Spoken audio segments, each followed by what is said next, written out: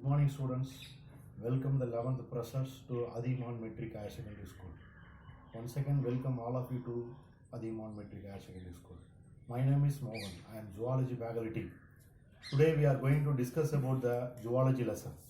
The first lesson that is called the living world. Okay. First of all, we are going to see the introduction of the living world. What is mean by the living world?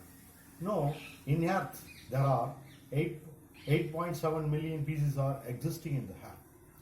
In that, see the 86% of land animals and 91% of sea animals, we didn't discover that so far we are discovered and cataloging and taxonomy till this bulk work for the scientist. Okay, today the man is the highest position in the hierarchy system. The man depending upon the food for the plant and animals. Okay, the animal we can use so many sources. The animal used to for labor work, the animal used as a pet animal, and animal also were used to making in a farm. For example, poultry farm, a cattle farm like that. So that it is very important to know the animal character features and what is the habitat and the character, everything we must know. Then only we are categorize the animals are as well as in plants. Okay, in this chapter, we let us discuss the diversity of living world, classification of taxonomy, and types of taxonomy, nomenclature, and tools for taxonomy. All these things we are going to discuss in this session. Okay, now first we see that diversity in the living world. What is mean by the diversity in the living world?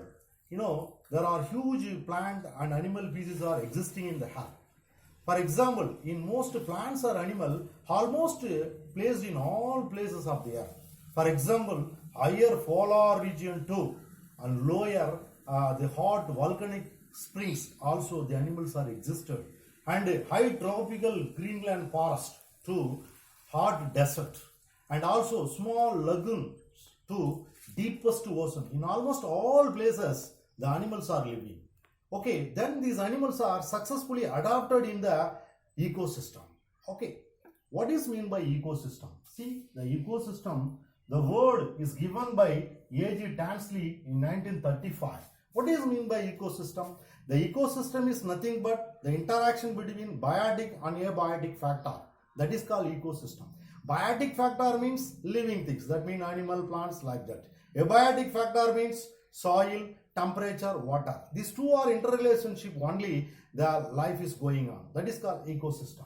Okay, then the large number of species present in an ecosystem, that is called the biological diversity. It is shortly called as biodiversity. This term is introduced by Walter Rosen in 1985. Then this biological diversity defined by E.D. Wilson. Okay, now we see the living thing differ from non-living thing. How the living thing differ from non-living thing? There are so many character features are there. The living things differ from non-living thing. For example, living thing is a cellular organization. That means the body of plant or animal made up of so many cells. But non-living thing not like that. Then next to see the nutrition. The animals and plants, the plants prepare their own food, the animals take their food from other sources. So living things, they have the nutrition habit.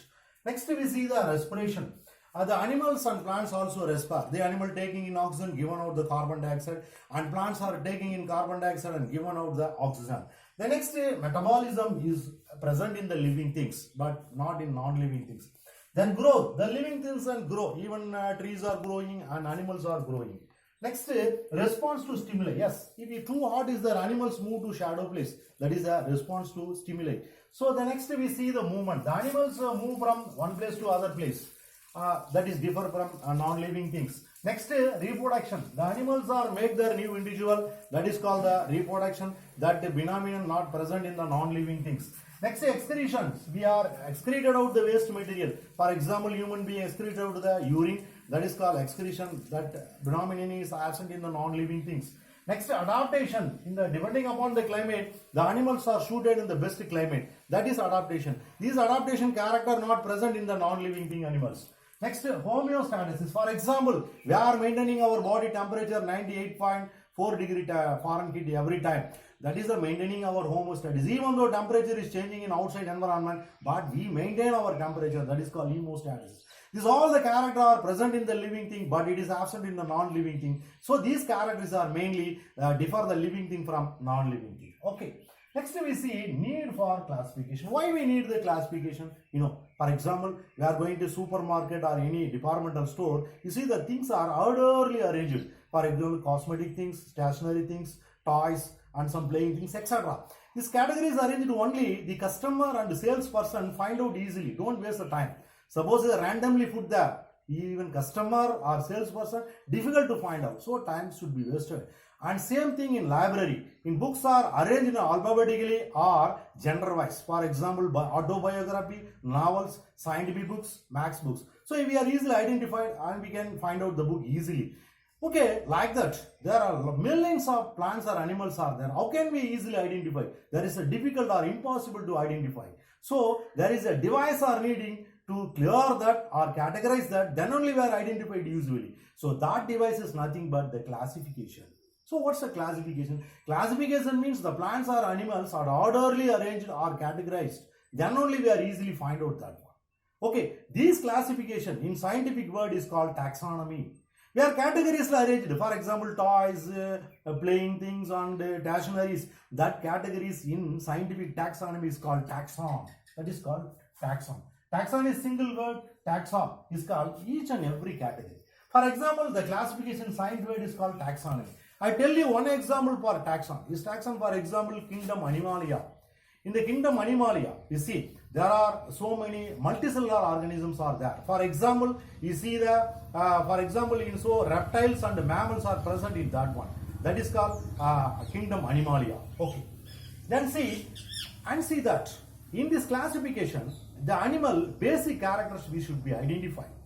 The basic character identified only, we can taxonomy the animals. For example, scientists and most taxonomists observe the character and then only identify and taxonomy the animals very clearly. Okay. For taxonomy, the morphological, anatomical character and ecological benefit or ecological position also be considered to classify the animals. Okay. Then important stages of the taxonomy is first categorization, next identification, third taxonomy and nomenclature.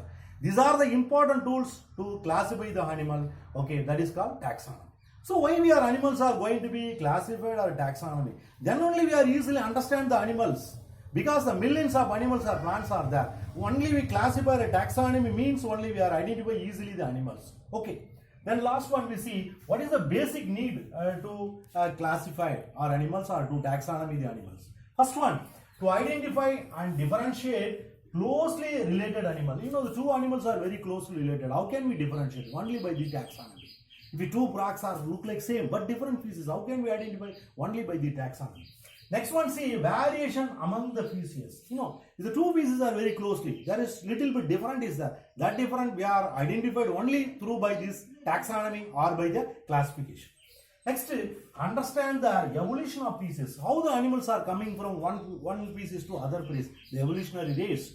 For example, first of all the amoeba to the fishes, then fishes to amphibian, the amphibian to reptile. Like this trails are going on.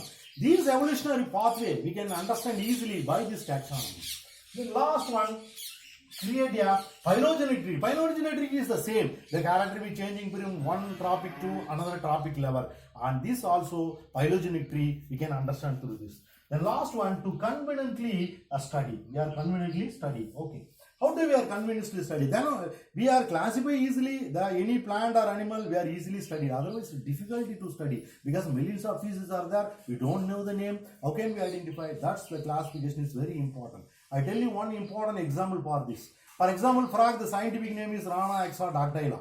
This name is everywhere is same. In America or Britain, in India, wherever it's a uniform.